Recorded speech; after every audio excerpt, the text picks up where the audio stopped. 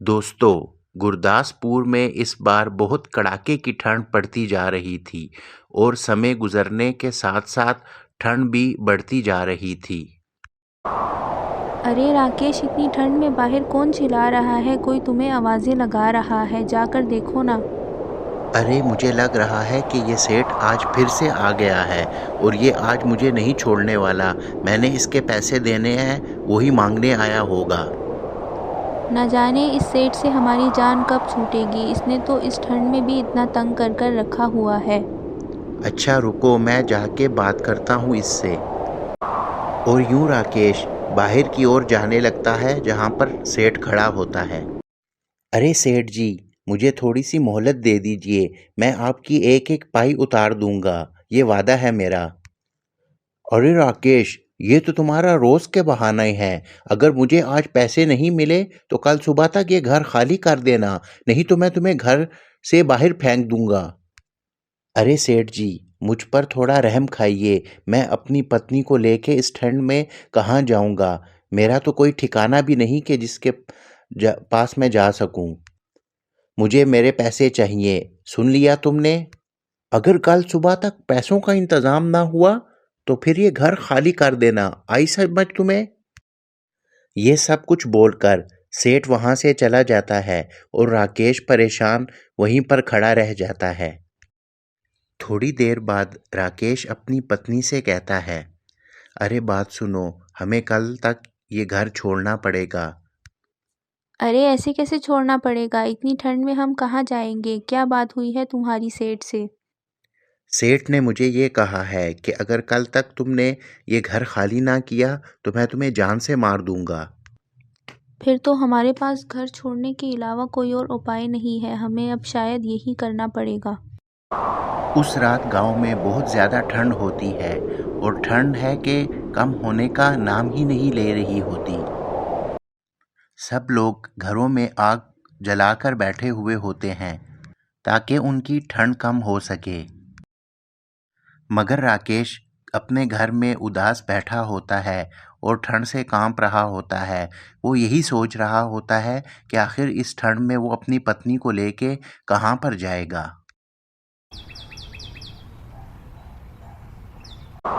गुरदासपुर में एक और ठंडी सुबह होती है, लेकिन ये ठंड भरी सुबह राकेश के लिए एक और चुनौती लेकर आती है। अरे राकेश, जल्दी बाहर आ। तूने मेरे पैसों का क्या किया अब तक? मुझे पता है तूने कोई पैसे नहीं जमा किए। यूं राकेश बाहर आता है। अरे सेठ जी, कुछ तो दया खाइए। आखिर मैं इस इतनी ठंड में अपनी पत्नी को कहाँ पर लेके जाऊं? अरे, ये मेरा मसला नहीं। तू जाता है कि नहीं कि मैं अपने बंदों को बुलाऊं और वो तुझे यहाँ से उठा के फेंके? यूं राकेश घर के अंदर आता है और अपनी पत्नी प्रिया से कहता है, अरे प्रिया, चलो हमें ये घर छोड़ना पड़ेगा। सेठ नहीं मान रहा। वो कह रहा है कि अभी मैं अपने बंदों को बुलाऊंगा और वो तुम्हें यहाँ से उठा के फेंकेंगे। कुछ समय बाद ठंड के साथ तो बर्फबारी भी शुरू हो जाती है। राकेश और उसकी पत्नी ठंड में चलते जा रहे होते हैं। ठंड है कि वो कम होने का नाम ही नहीं ले रही होती, बल्कि बढ़ती ही जाती है और अब उन दोनों से चलना भी मुश्किल हो जाता है क्योंकि ठंड के कारण उनसे चला नहीं जाता। उन दोनों को ये भी नहीं पता होता कि उन्होंने जाना कहाँ पर है, क्योंकि उनका कोई ठिकाना ही नहीं होता अपने घर के अलावा। वहाँ दूसरी ओर सेठ अपने घर में बैठा ठंड के मज़े ले रहा होता है। गांव में हर बंदा ही ठंड से बहुत परेशान होता है क्योंकि ठंड कम होने का नाम ही नहीं ले रही होती। ऊपर से बर्फबारी भी शुरू हो जाती है जिसके कारण ठंड और बढ़ जाती है और हर कोई गांव में बहुत परेशान होता है ठंड की वजह से। राकेश और प्रिया जा रहे होते हैं जंगल में कि उनको एक बूढ़ा व्यक्ति वहाँ पर बेहोश मिलता है। अरे प्रिया, देखो तो सही, ये बाबा बेहोश पड़े हुए हैं। लगता है ठंड की वजह से ये बेहोश हो गए हैं। हमें इनकी मदद करनी चाहिए। तुम यहीं रुको, मैं जंगल से लकड़ियाँ तोड़ के लाता हूँ और फिर इनके पास जलाऊँगा। ये लाजमन होश में आ जाएंगे। राकेश जंगल से लकड़ियाँ तोड़ के लाता है और उस बूढ़े के पास उन्हीं सभी लकड़ियों को जला देता है। कुछ ही समय बाद उस बूढ़े व्यक्ति को होश आ जाता है और वो राकेश से कुछ कहता है। अरे बेटा, तुम कौन हो और मैं यहाँ पर क्या कर रहा हूँ?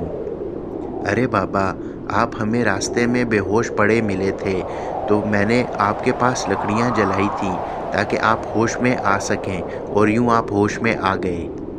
अरे बेटा, तुम क्या कर रहे हो अपनी पत्नी के साथ इस ठंड में बाहर? कोई दिक्कत तो नहीं है तुम दोनों को? अरे बाबा, हमें गांव के सेठ ने निकाल दिया है और हमारे पास कोई ठिकाना नहीं है रहने को। उसने हमारा घर छीन लिया है इस ठंड में। अरे बेटा, ये तो बहुत ही जालिम सेठ था। उसने तुम दोनों के साथ बहुत बुरा किया। तुम ऐसा करो कि तुम दोनों मेरे साथ मेरे घर चलो। वो बूढ़ा व्यक्ति उन दोनों को अपने साथ अपने घर की ओर लेके जा रहा होता है। वो दोनों उस बूढ़े व्यक्ति के साथ उसके घर चले जाते हैं और आग के सामने बैठ जाते हैं। इसी कारण उनको थोड़ा सा सुकून मिलता है। अगले दिन ठंड की एक और सुबह होती है। अरे प्रिया, ये तुम क्या कर रही हो यहाँ पर?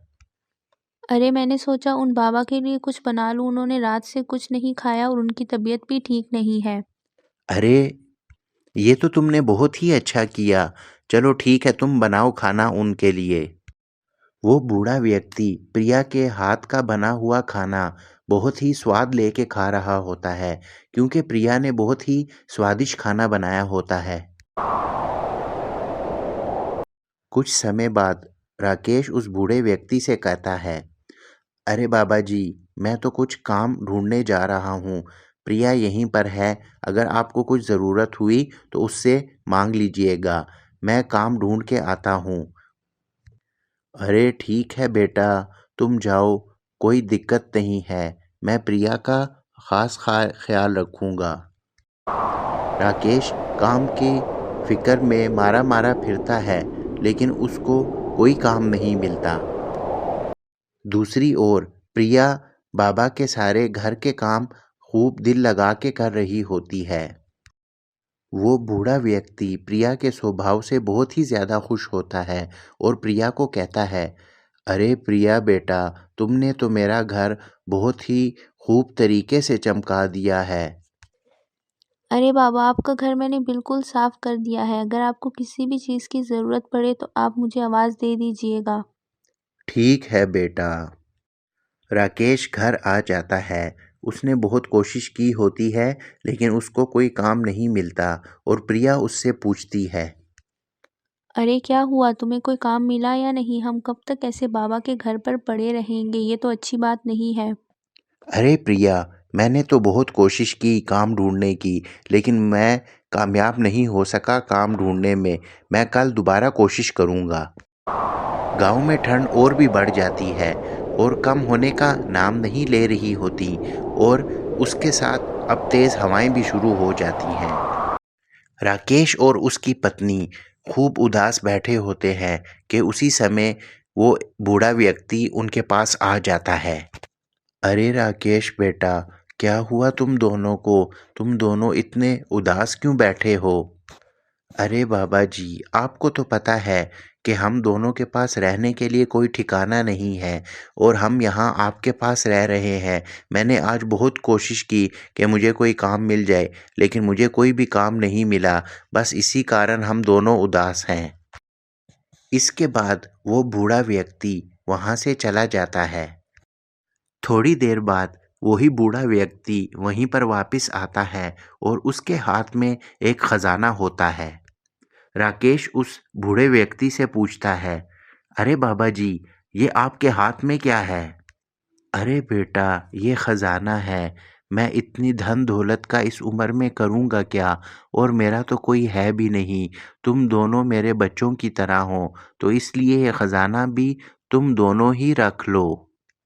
वो दोनों बहुत ज़्यादा खुश होते हैं बाबा की ये बात सुनकर। और राकेश बोलता है, अरे बाबा जी, आपका बहुत धन्यवाद। कि आपने हमें इस काबिल समझा कि आप हमें ये ख़जाना दे दें। अब तो हमारी ठंड और गरीबी दोनों ही कम हो जाएंगी। बेटा, मैं यही चाहता हूँ कि तुम इस ख़जाने को बेचकर खुशी खुशी ज़िंदगी गुजारो और अपने लिए एक अच्छा सा घर भी ख़रीदो ताकि उसमें तुम दोनों को ठंड ना लग सके। बाबा, हमारी भी एक शर्त है, हम यहीं से तभी जाएंगे जब आप भी हमारे साथ जाएंगे। हम आपकी सेवा करना चाहते हैं पूरी उम्र, और आपको हमारे साथ चलना होगा। अरे बेटा, तुम दोनों इतनी ज़िद कर रहे हो तो मैं तुम दोनों के साथ ज़रूर जाऊंगा। कुछ दिनों के बाद राकेश और उसकी पत्नी अपने लिए एक अच्छा सा घर खरीद लेते हैं। उस घर में हीटर भी होता है और वो तीनों हीटर के पास बैठकर ठंड का मज़ा ले रहे होते हैं। तो देखा दोस्तों, राकेश ने उस बूढ़े व्यक्ति की मदद की और उसके कारण उसको इतना अच्छा घर मिल गया। तो हमें भी लोगों की मदद करनी चाहिए। तो दोस्तों, आपको आज की स्टोरी कैसी लगी हमें कमेंट सेक्शन में लाजमी बताइएगा। हमारे चैनल को सब्सक्राइब कीजिए और बेल आइकन ज़रूर प्रेस कीजिए ताकि हमारे हर आने वाली वीडियो का नोटिफिकेशन आपको टाइम पे मिल सके। तो चलिए मिलते हैं किसी नेक्स्ट स्टोरी में।